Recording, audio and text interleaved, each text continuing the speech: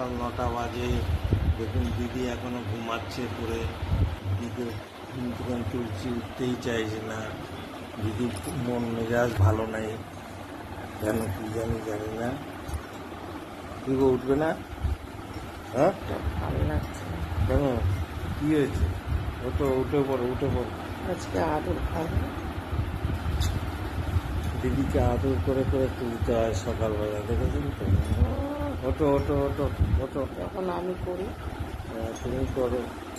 বন্ধুরা দেখছেন দিদিকে কত আদর করতে হয়। উঠে পড়ো। আমার সোনা, উঠে পড়ো।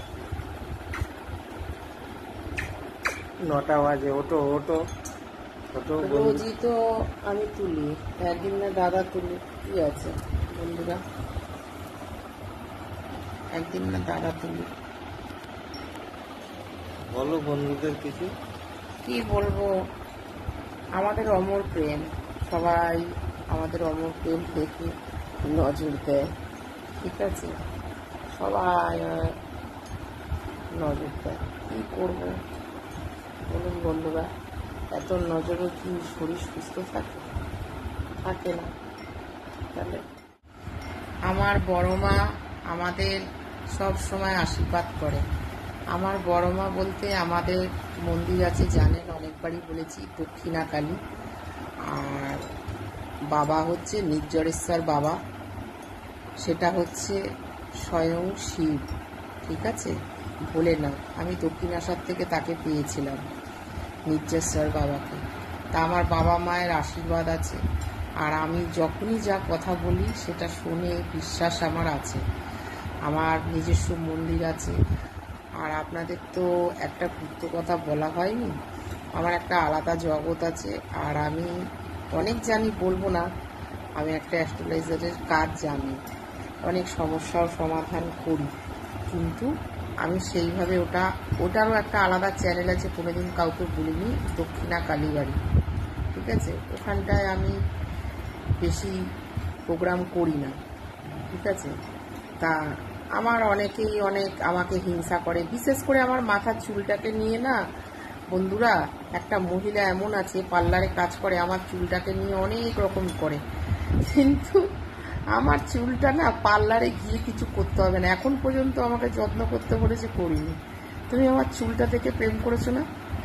আমি না বাবার জন্মে শুনিনি সেক্সি হেয়ার, আমার সেক্সি হেয়ার, আমি এই সেক্সি হেয়ার এই শুনতে না আমার খুব ভালো লাগে।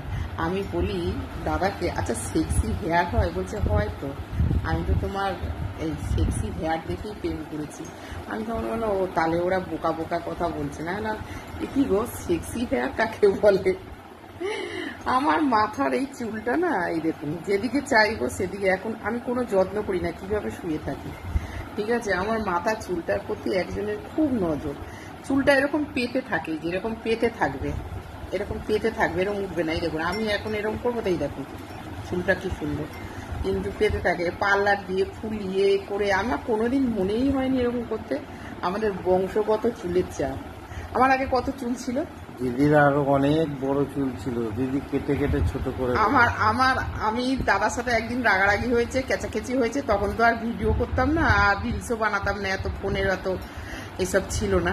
আমি গিয়ে চুলটা না কেটে এইটুকুন করে দিয়েছি, আবার বেড়েছে মোটামুটি, কিন্তু আগের মতন না। সবাই বলতো এই মা কালীর চুল এরম বলতো। তা আমার হচ্ছে কোমর ছাড়িয়ে লম্বা চুল ছিল। একটা ফটো আছে, দেখাবো, চেয়ারে বসে ফটো তুলেছি, চুলটা নিচে পড়ছে। তা এই জিনিসটা আমার নিজস্ব। তুমি পার্লারে যতই বামস খাওয়াও আর স্পা করো, কিচ্ছু হবে না, ওটা তো ক্ষণিকের জন্য, এটা আমার অরিজিনাল।